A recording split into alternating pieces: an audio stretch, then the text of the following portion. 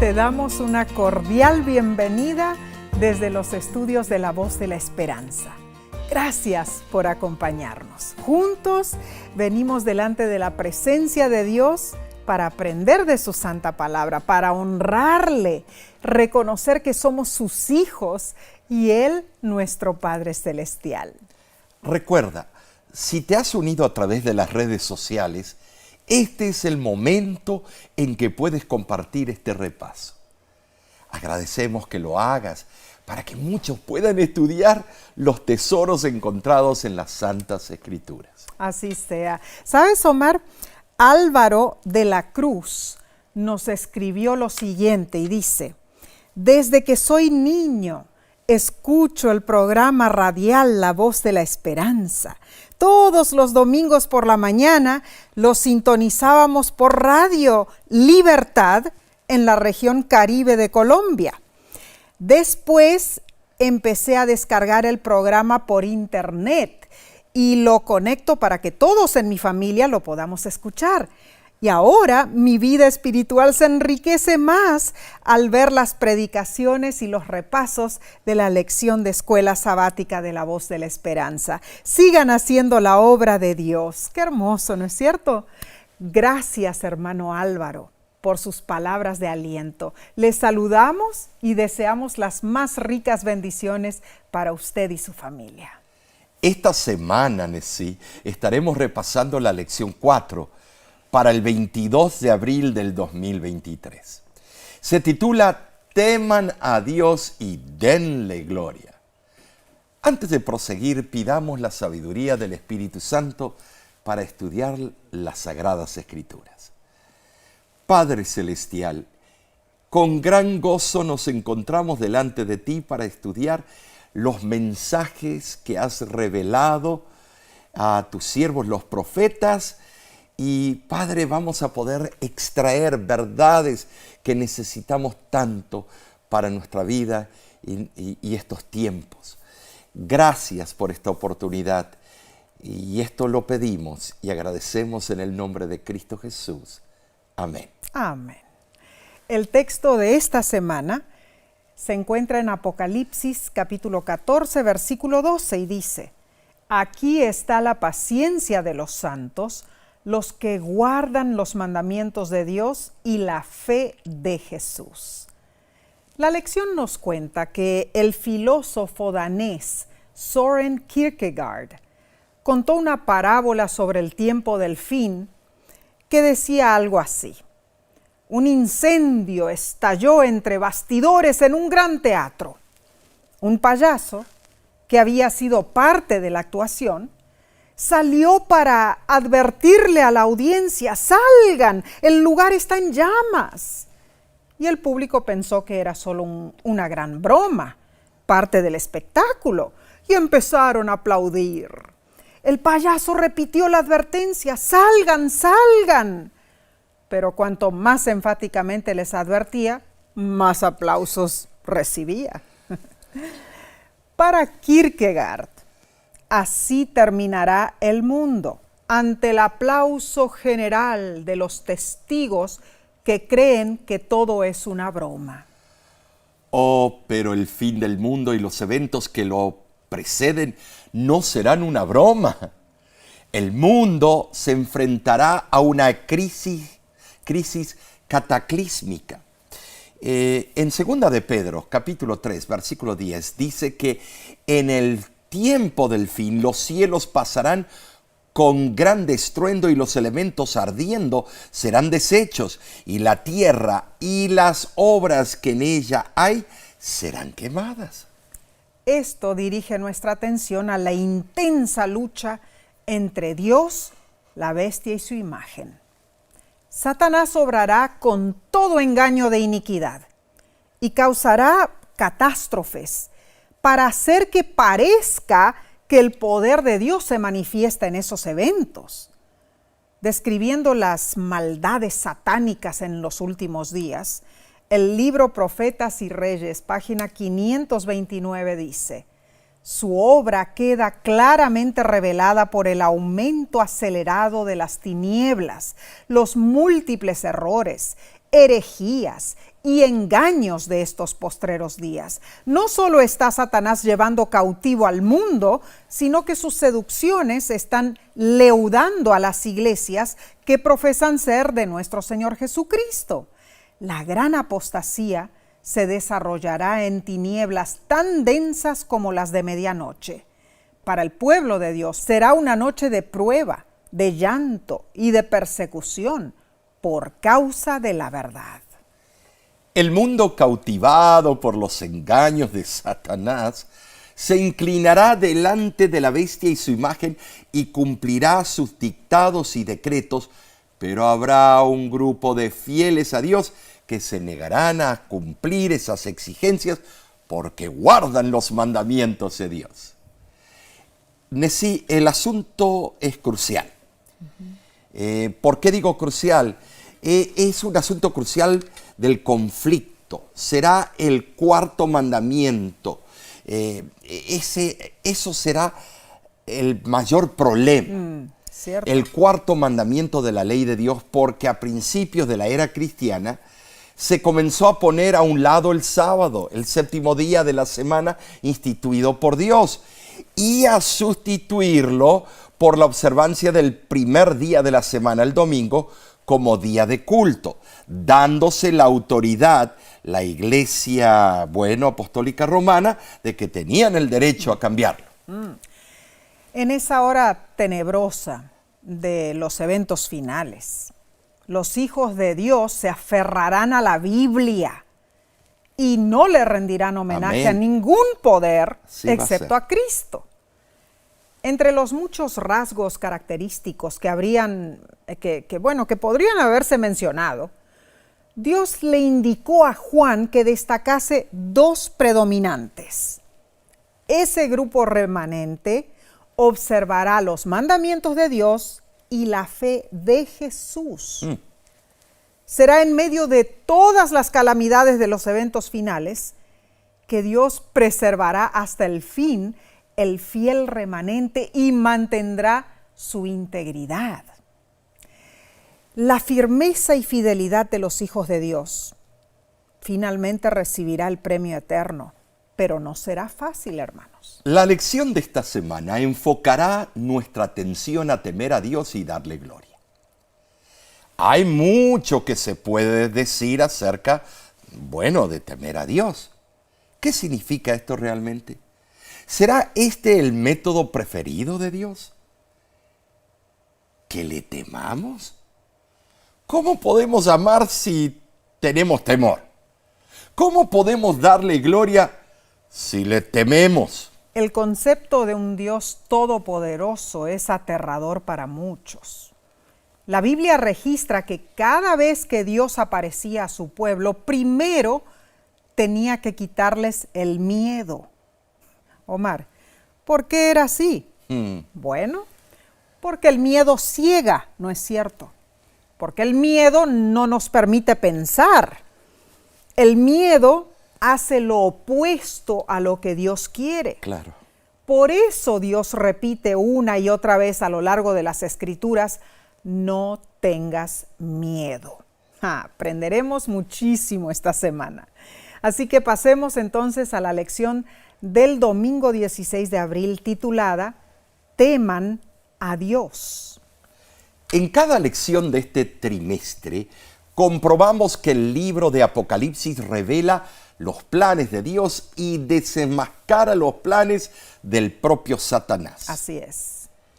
Ahora, el propósito principal de Apocalipsis es prepararnos para el pronto regreso de Jesús y compartir el Evangelio a todo el mundo. El primer ángel instruye específicamente de parte de Dios lo que tenemos que hacer. Ahora, leamos Apocalipsis, capítulo 14, versículo 7. Diciendo a gran voz, temed a Dios y dadle gloria, porque la hora de su juicio ha llegado, y adorad a aquel que hizo el cielo y la tierra, el mar y las fuentes de las aguas. Este ángel proclama su mensaje a gran voz, indicando que el mensaje se proclamará de tal forma que todos podrán oírlo. También se destaca su mandato definido, el cual comienza con la palabra fobeo en el griego. De ahí proviene la palabra fobia, que en el castellano significa temor intenso e irracional de carácter enfermizo hacia una persona, una cosa o una situación. Bueno, Omar, existen un sinfín de fobias, ¿no es cierto? Yo tengo varias. Bueno, está la acrofobia, es el miedo extremo a las alturas. La aerofobia es el miedo de viajar en avión. Tú experimentas Ahí ya eso. tengo dos. La brontofobia es miedo a las tormentas, los rayos y los truenos. La claustrofobia es el miedo intenso a estar en espacios muy pequeños. Ese es mi tercero. La quiroptofobia es el miedo enfermizo a los murciélagos. Y bueno, hay tantos otros tipos de fobias. ¿Me estás hablando a mí? No. Estoy De mencionando esa las fobias. raíz también deriva la palabra teofobia, Oh, sí. que la psiquiatría define como un miedo morboso al castigo de Dios. ¿Sabías eso? Cierto. Ese miedo irracional provoca quebranto, una vida sin paz, sin confianza y sin tranquilidad. Más aún, ese miedo es un pavor paralizante de la mente, una experiencia horrible. Ese tipo de miedo se resuena en las palabras de Jeremías capítulo 8, versículo 15. Y dice así: esperábamos paz y no hubo bien alguno, día de curación, y he aquí terror. No había paz, solo terror. ¿Será que Dios exige obediencia incondicional inducida por el miedo? ¿Está Dios actuando para aterrorizarnos? No. Él más bien nos dice: no tengas miedo. Dios no busca usar el poder para amedrentarnos o para exigir obediencia irreflexiva o hacernos creer lo que no tiene sentido. Y cuando Él ve que usamos su santo nombre para justificar la maldad de este mundo, Dios declara: vuestras palabras han sido duras contra mí, Malaquías 3:13. La palabra fobeo en Apocalipsis 14, versículo 7, no significa sentir miedo de Dios. Más bien quiere decir que nos acerquemos a Él con reverencia y respeto. Ahora, eso es muy diferente. Claro que sí. El pensamiento incluye absoluta lealtad a Dios, una entrega total a su voluntad. Amén. Es una actitud de la mente que se centra en Dios y no en el yo. Es lo opuesto a la actitud de Lucifer cuando dijo: subiré al cielo, levantaré mi trono, seré semejante al Altísimo. ¿Sabes? Temer a Dios es tener la actitud de Cristo, quien aunque era de condición divina, se humilló a sí mismo y se hizo obediente hasta la muerte y muerte de cruz. Filipenses capítulo 2, versículos 6 y 8.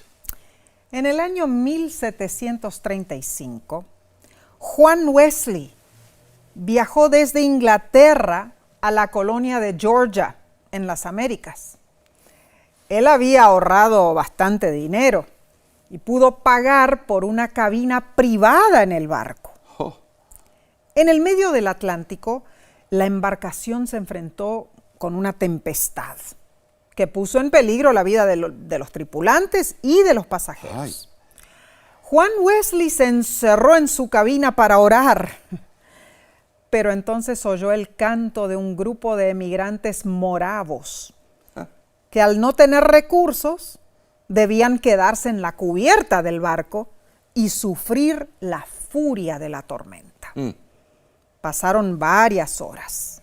Juan Wesley oraba en su cabina y los moravos cantaban a la intemperie. Cuando se aquietó el mar, el señor Wesley preguntó a uno de los moravos ¿Cómo ellos y sus niños pudieron cantar en circunstancias tan terribles? El moravo le contestó, Señor Wesley, ¿conoce usted a Jesucristo? Para nosotros, Jesús echa fuera el temor. ¿A quién le dijeron? Wow. Un propósito importante de Jesús al venir a esta tierra fue poner fin al miedo, a la fobia de Dios, para que pudiéramos relacionarnos con Él sin temor. Para que eso sucediera, Dios debía venir en persona, hacerse carne. Juan capítulo 1. Su intención era ahuyentar todas nuestras fobias. Claro que sí. Jesús no retrató a Dios como hostil o belicoso. Oró por sus enemigos, instó a sus seguidores a amar y al final de su misión dio su propia vida para salvarnos. Gloria a Dios. Él identificó ese propósito en Juan 10:10.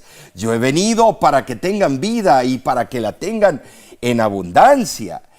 Esa vida abundante, segura y confiada se basa en temer, respetar y adorar a un Dios amoroso. Claro que sí. Qué lindo este mensaje, Omar. La esencia del gran conflicto, hermanos, gira en torno a nuestra sumisión a Dios. Lucifer era orgulloso, egocéntrico. Se negó a someterse a cualquier autoridad que no fuera la suya. En vez de someterse a aquel que ocupaba el trono, Lucifer deseó gobernar desde ese trono. Entonces, temer a Dios es darle a Él el primer lugar en nuestro pensamiento. Claro que sí. Temer a Dios es renunciar a nuestro egocentrismo, es decirle no a nuestro orgullo, es vivir totalmente para Él. Temer a Dios con respeto debe ser sumamente importante en nuestras vidas, porque son las primerísimas palabras que pronuncia en su mensaje el primero de los 3 ángeles. Por eso, hermanos, debemos prestar suma atención a esta orden divina. Qué lindo Excelente estudio. Hermosa lección. Amén. Bien, continuaremos con la parte del lunes y lo haremos en unos segundos. Volvemos enseguida. No te vayas.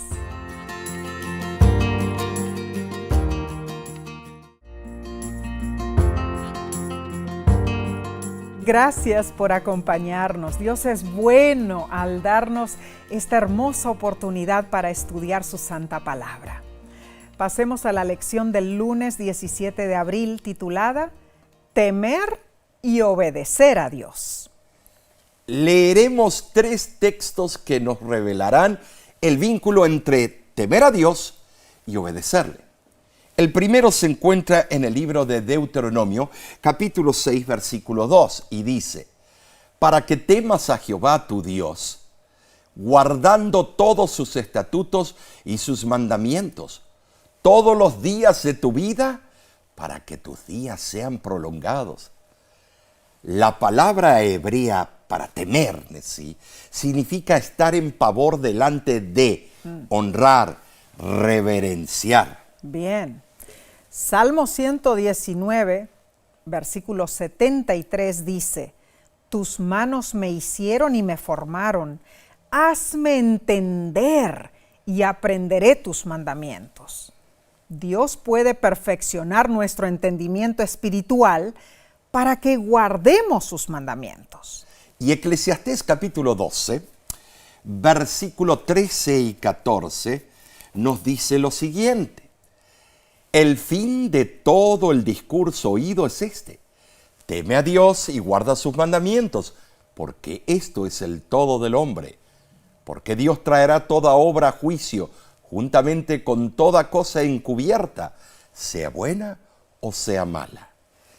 Nuestro deber es temer y obedecer a Dios. Pero, ¿cómo conectamos el temor con la obediencia? Veamos. Temer a Dios es una actitud de respeto reverencial que nos lleva a obedecerle. Siendo que somos salvos por gracia, el llamado urgente del cielo es que seamos obedientes. Entendamos esto, hermanos. La gracia no nos libera de obedecer los mandamientos de Dios. O sea, la gracia nos libera de la condenación de la ley, pero no nos libera de nuestra responsabilidad de obedecerla. En verdad, la gracia nos faculta para llevar una vida de obediencia a Dios ahora, en el presente. El apóstol Pablo declara en Romanos 1:5 lo siguiente: recibimos la gracia y el apostolado para la obediencia a la fe en todas las naciones por amor de su nombre. Hay personas que tienen el extraño concepto de que la salvación por gracia de alguna manera niega la ley de Dios o minimiza la necesidad de obedecerla. Creen que cualquier consejo sobre obediencia es legalismo. Dicen, a mí lo que me importa es Jesús. ¿Pero cuál Jesús? ¿Un Jesús que ellos fabrican en sus propias mentes o el Jesús de las Santas Escrituras? ¿Sabes, Nesí? Nuestro Salvador, Jesús, jamás nos lleva a restarle importancia a su ley, que es el reflejo de su propio carácter. Claro. Nuestro Salvador Jesús jamás nos lleva a minimizar las doctrinas de la Biblia, que muestran quién es Él y su plan para este mundo. Amén. Nuestro Salvador Jesús jamás nos lleva a reducir su enseñanza a trivialidades piadosas que no son esenciales. Sí, Jesús es la encarnación de toda la verdad doctrinal. Amén. ¿Sabes, mi hermano? Jesús es la verdad encarnada. Jesús es la doctrina personificada. Jesús no abolió la ley, la guardó en forma totalmente cabal. Entonces, teniendo el ejemplo de Jesús, podemos obedecer los mandamientos de Dios. Obedecer es de suma importancia. Cuenta la historia que en el siglo XI, el rey Enrique III de Bavaria se cansó de sus responsabilidades como rey. Sí, se hartó de las presiones de la política internacional y se aburrió de lo mundanal de la vida de la corte real. Entonces, Omar, ¿qué decidió hacer el famoso rey Enrique III de Bavaria? Decidió escribir una carta al monje Richard, pidiendo admisión al monasterio local. Deseaba ser aceptado como un huésped y pasar allí el resto de su vida en oración y meditación. El monje Richard, al verlo en persona, le dijo claramente: Su Majestad, comprende que la regla de este lugar es de completa obediencia. Esto va a ser muy difícil para usted, habiendo sido monarca. Lo sé, dijo el rey Enrique III, pero el resto de mi vida prometo obedecerle a usted mientras Cristo lo guíe. Bueno, el monje Richard le dijo: perfecto, siendo que usted está dispuesto a obedecerme, le diré lo que debe hacer. Vuelva a su trono y sirva fielmente, pues ese es el lugar donde Dios lo ha designado. Qué bueno. Y el rey Enrique III obedeció, Omar.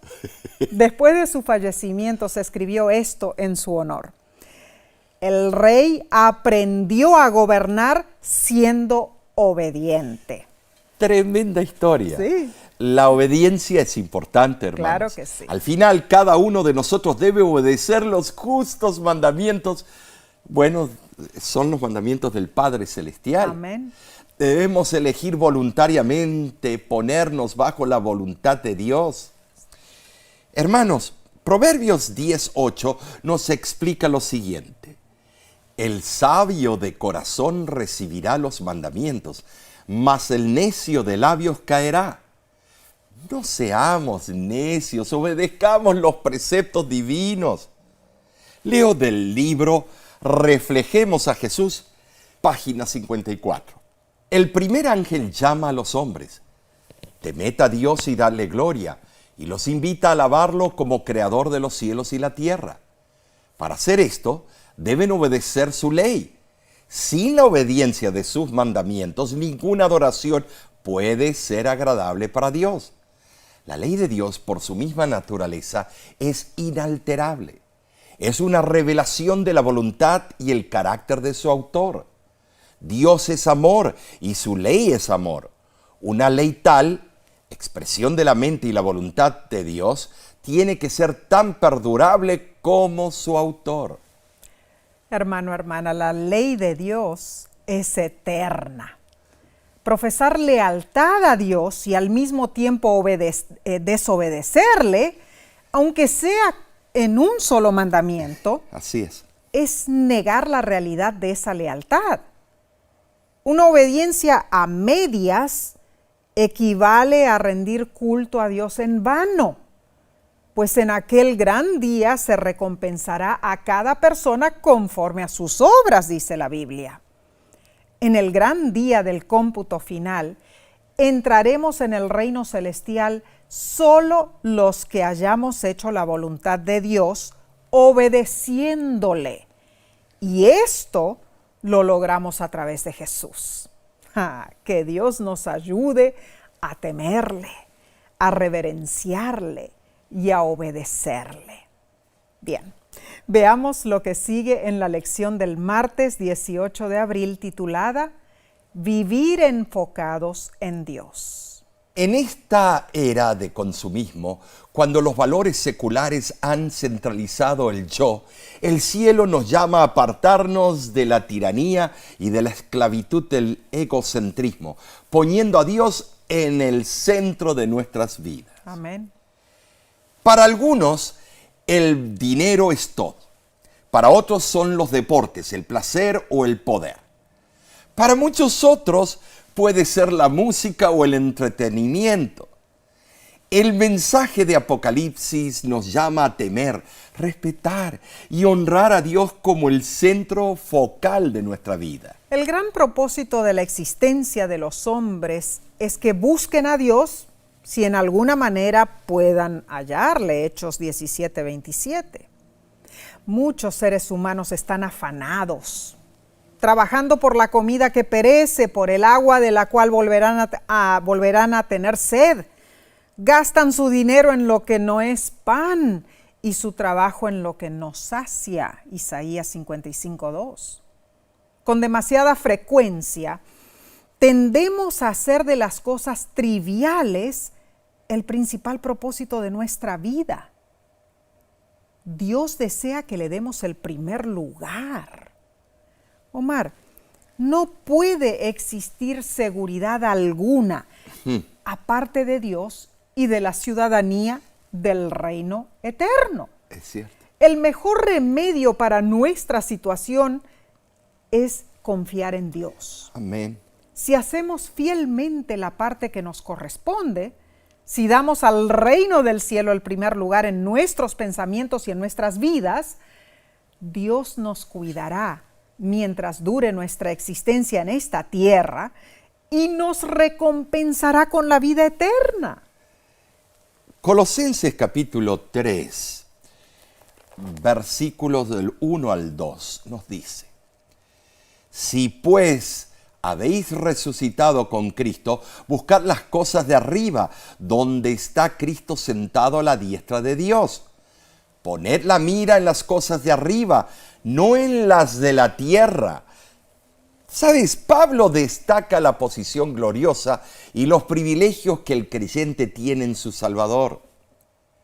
Es inútil y vano recurrir a una religión rutinaria de prácticas ritualistas y tabúes que contrastan con el cristianismo vital. ¿Sabes, mi hermano? Cada impulso de nuestra voluntad robustecido por el poder de Jesús debe ser dirigido hacia las cosas celestiales. Eso es importantísimo. Es muy peligroso apartar nuestros ojos de Jesús, aunque sea por un momento, como le sucedió a Pedro Sí, cuando intentó caminar sobre las agitadas olas del mar de Galilea. Hebreos 12, versículos 1 y 2 nos aconseja: despojémonos de todo peso y del pecado que nos asedia y corramos con paciencia la carrera que tenemos por delante, puestos los ojos en Jesús, el autor y consumador de la fe. Mantener nuestros ojos en Jesús es sostener una relación continua con aquel que es la fuente de todo poder, con aquel que puede fortalecernos para que resistamos y triunfemos. Recuerdo que cuando estábamos ministrando una iglesia aquí en Estados Unidos, Henry, un joven universitario, se me acercó y me dijo: pastor, ya no quiero venir a esta iglesia. Le pregunté: ¿por qué? Porque no hay profesionalismo. El hermano Juan, cuando participa, no lee bien. Los que cantan desafinan. Y hay demasiadas cosas que veo con las que no estoy de acuerdo. Bueno, le dije, está bien, pero antes de que te vayas quiero pedirte un favor. Llené un vaso con agua y le dije que diera 3 vueltas a la iglesia sin derramar una gota de agua en el suelo, y que después me trajera el vaso de regreso. Henry no dudó. ¿Sabes, Nessie? Tomó el vaso, dio las 3 vueltas, regresó y me dijo: listo, pastor, esto fue fácil. Entonces le pregunté: Henry, cuando llevabas el vaso, ¿escuchaste a los hermanos desafinando en su canto? No. ¿Y oíste cuán mal leyó el hermano Juan la Biblia? No. Volvió a decir Henry: ah, es que estabas enfocado en el vaso para no tumbar el agua, ¿verdad? Henry resultó ser un excelente líder de iglesia y ya no volvió a criticar los errores de los demás. ¿Cierto? Lo mismo ocurre en nuestra vida. Cuando nuestra mente está enfocada en Cristo, nada nos distrae. Cuán cierto y muy buen ejemplo, Omar. Bien nos dice la lección de este día que el tema central en el conflicto final de la tierra es la batalla por el enfoque de nuestra mente. En realidad, es la batalla por la lealtad, la autoridad y el compromiso con la voluntad de Dios. Hermanos, la batalla final en el gran conflicto entre el bien y el mal es por el control de nuestros pensamientos. Nuestra mente es la ciudadela de nuestro ser, podríamos decir. Es el manantial de nuestras acciones. Por eso el apóstol Pablo nos amonesta en Filipenses capítulo 2, versículo 5. Haya en vosotros esta manera de pensar que hubo también en Cristo Jesús. En otras versiones dice: haya en vosotros el mismo sentir. Cuando elegimos tener la manera de pensar o el sentir de Cristo, permitimos que Jesús moldee nuestro pensamiento, llenando nuestra mente con las cosas eternas. Y ocurre así porque nuestras acciones revelan dónde está nuestro proceso de pensamiento. Omar, cuán cierta es esta idea, ¿no es cierto?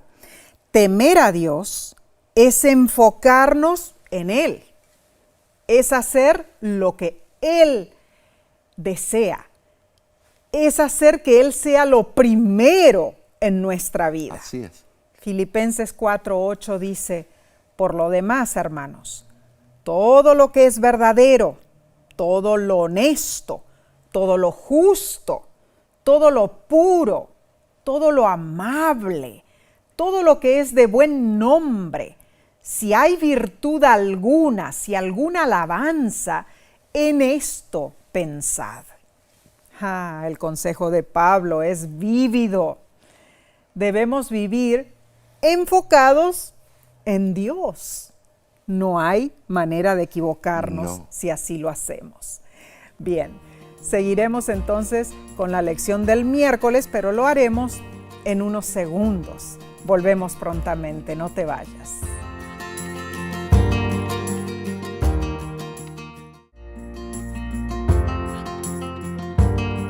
Es nuestra oración que este estudio esté inundando tu mente y que lo que estés aprendiendo lo puedas poner en práctica. Bien, pasemos a la parte del miércoles a 19 de abril, titulada Demos gloria a Dios. La exhortación Dadle gloria de Apocalipsis 14:7 también se usa en el Antiguo Testamento. Un estudio cuidadoso muestra que a menudo esa frase aparece en el contexto del juicio divino.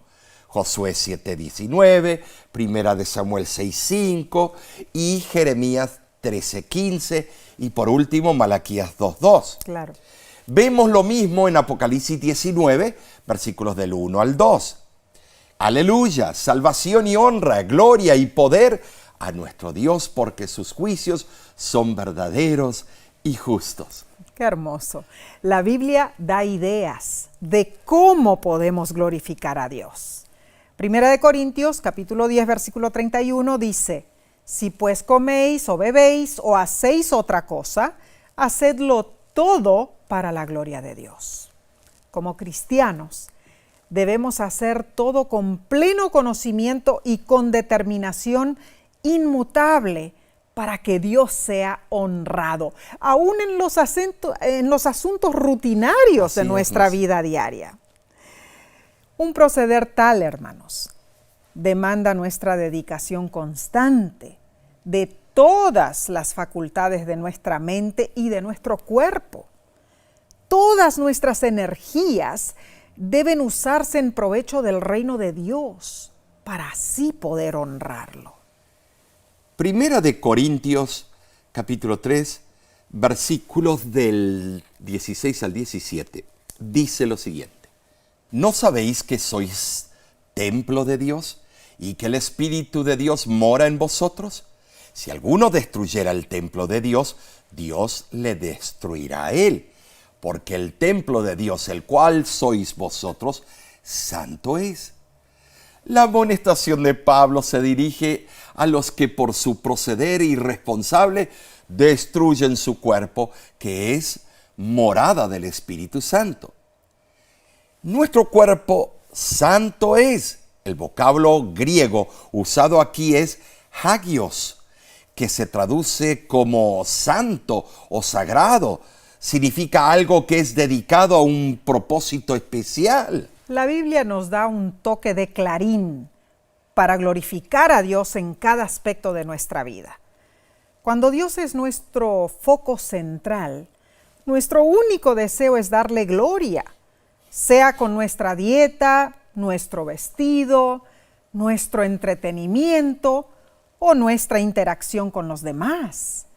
Damos gloria a Dios al revelar su amor al mundo, mediante nuestro compromiso de hacer su voluntad, lógicamente.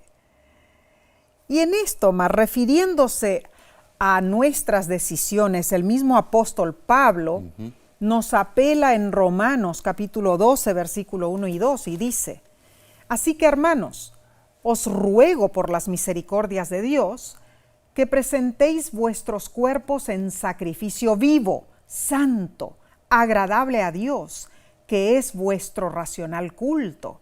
Y no os conforméis a este siglo, mas reformaos por la renovación de vuestro entendimiento, para que experimentéis cuál sea la buena voluntad de Dios, agradable y perfecta. La palabra griega del Nuevo Testamento para cuerpo en este pasaje es somata, que se traduce mejor como la suma colectiva de lo que somos, nuestro cuerpo, nuestra mente y nuestras emociones. La versión bíblica Phillips en inglés traduce la expresión culto racional como adoración inteligente. Interesante. Esto lo podemos explicar de la siguiente manera. Cuando asumes un compromiso total de temer y darle gloria a Dios en todo lo que haces, entregándole tu mente, tu cuerpo y tus emociones, esto es un acto de adoración inteligente. Entonces, sabiendo que tu cuerpo es templo del Espíritu Santo, piensa en lo que haces con él. ¿Qué podrías mejorar para asegurarte de que verdaderamente estás glorificando a Dios con tu cuerpo, con tu mente, con tus emociones? El libro Dios nos cuida, página 27, dice: ¿cómo puede el hombre ser honrado con iluminación divina cuando es tan descuidado en sus hábitos, tan desatento a la luz que Dios le ha dado? La vida es un cometido sagrado que solo Dios puede capacitarnos para conservar y para usar en tal forma que lo glorifique. Pero el que formó esta maravillosa estructura del cuerpo solo tendrá especial cuidado de mantenerlo en orden si el hombre no interfiere en sus propósitos. La salud, la vida y la felicidad son el resultado de la obediencia a las leyes físicas que gobiernan nuestro cuerpo. Cada acción traerá resultados eternos.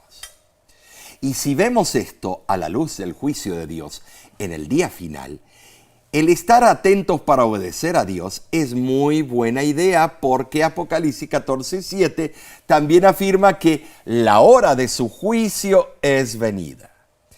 Y saben, sí, hablando de esto, del juicio, muchos lo consideran con terror. Cierto. Bueno, muchos, tal vez todos, visualizan a Dios en su tribunal celestial como juez supremo del universo. Sí, claro. Sopesando nuestras buenas obras contra nuestras malas obras. Oh, sí. ¡Ay, esto qué angustia nos trae! En realidad, Dios en su amor infinito está haciendo todo lo posible para salvarnos. Gloria a Dios. Él desea vernos en el cielo aún más de lo que nosotros deseamos estar allí. Oh, tremendo. El juicio final atestiguará la realidad divina de que el cielo ha hecho todo lo posible para salvar a toda la humanidad. Qué hermoso, Omar, qué hermoso pensamiento, la verdad. Si pensamos bien, si nos perdemos, será porque hemos resistido continuamente las demandas del amor divino. Resistir continuamente las demandas de Dios. Eso es serio. Sí, hermanos. Es cierto que debemos tener buenas obras, y estas son importantes porque revelan nuestra respuesta al amor incondicional e inagotable de Dios, como se reveló en Cristo en la cruz. Nuestras buenas obras dan testimonio de que nuestra fe en Jesús es genuina. Nuestro reconocimiento de lo que Jesús ha hecho está haciendo y seguirá haciendo. Amén. Nos lleva a desear servirle para siempre. Nos lleva a desear obedecerle. Nos lleva a desear hacer su voluntad. Pero eso solo lo lograremos si las obras de Cristo están en nosotros. Las de Él. Claro. Que Dios nos ayude a vivir en Cristo y por Cristo. ¡Qué hermosa lección! Tremenda lección. Preciosa, sí. bien. Emocionante. Vayamos entonces al estudio del jueves 20 de abril. Se titula Los vencedores del Apocalipsis. Esto se pone bueno. Nosotros podemos vencer porque Cristo venció. Amén. ¿No es cierto? No hay duda de eso. Podemos ser victoriosos porque Cristo fue victorioso. Así es. Podemos triunfar sobre la tentación porque Cristo triunfó sobre la tentación. Gloria a Dios. Ahora, Apocalipsis 14:12 dice: aquí está la paciencia de los santos, aquí están los que guardan los mandamientos de Dios y tienen la fe de Jesús. Este es el pueblo fiel de Dios de los últimos días. Amén. Pero Solo podemos guardar los mandamientos de Dios por la fe de Jesús, Sí. no la nuestra. Nosotros no podemos hacer nada sin Él. Amén. Ahora, notemos que el versículo no dice fe en Jesús, aunque eso es importante. El versículo dice la fe de Jesús. Siempre le ha pertenecido a Él el derecho a salvarnos. Esto es algo más. Es la cualidad de la fe que permitió a Cristo ser victorioso sobre las tentaciones de Satanás. La fe es un don que recibe cada creyente. Cuando ejercemos la fe que el Espíritu Santo pone en nuestro corazón, esa fe crece. Venceremos no por nuestra fuerza de voluntad, sino por el poder del Cristo viviente que obra por medio de nosotros. Vencemos no por lo que somos, hermanos, sino por lo que Cristo es. Para descubrir cómo vencer, temer a Dios y darle gloria, leamos Hebreos, capítulo 4, del 14 al 16 y capítulo 7, versículo 25. Y dice: por tanto, teniendo un gran sumo sacerdote que traspasó los cielos, Jesús el Hijo de Dios. Porque no tenemos un sumo sacerdote que no pueda compadecerse de nuestras debilidades, sino uno que fue tentado en todo según nuestra semejanza, pero sin pecado. Acerquémonos, pues, confiadamente al trono de la gracia, para alcanzar misericordia y hallar gracia para el oportuno socorro. Él puede salvar eternamente los que por Él se allegan a Dios. Habiendo Cristo vencido las artimañas del diablo, Él es digno de nuestra confianza y si creemos en Él, nosotros también seremos victoriosos. ¿Sabes, Nesí? También, hermanos, nuestro Salvador, Cristo Jesús, es todo para todos. Amén. Y el mensaje de los tres ángeles gira alrededor de Él, no un caudillo o un gran intérprete de las Escrituras. Apocalipsis da un mensaje de victoria, no de derrota. Gloria a Dios. Habla de un pueblo que venció por la gracia y el poder de Cristo exclusivamente. Amén, amén. La lección afirma que la palabra vencer se usa 11 veces de una forma u otra en el libro de Apocalipsis. En la visión de las 7 iglesias que representan a la iglesia cristiana, desde el siglo I hasta nuestros días, siempre ha habido creyentes en cada generación que vencen, como dice el apóstol Juan. Y esto es una verdad, ¿no? Es verdad. Y en el tiempo del fin, los que venzan, ¿saben? Sí, heredarán todas las cosas, como dice Apocalipsis 21:7. Amén. ¿Sabes lo que es tener una herencia? Gloria a Yo Dios. nunca he tenido una. La única que voy a tener es la que el cielo me va a dar. Así es. Y esto no es legalismo. Es la victoria por medio de Jesucristo, cuya vida perfecta de justicia perfecta es la que les brinda la promesa de la vida eterna. Amén. Sabes, hermano, esto es fe en acción.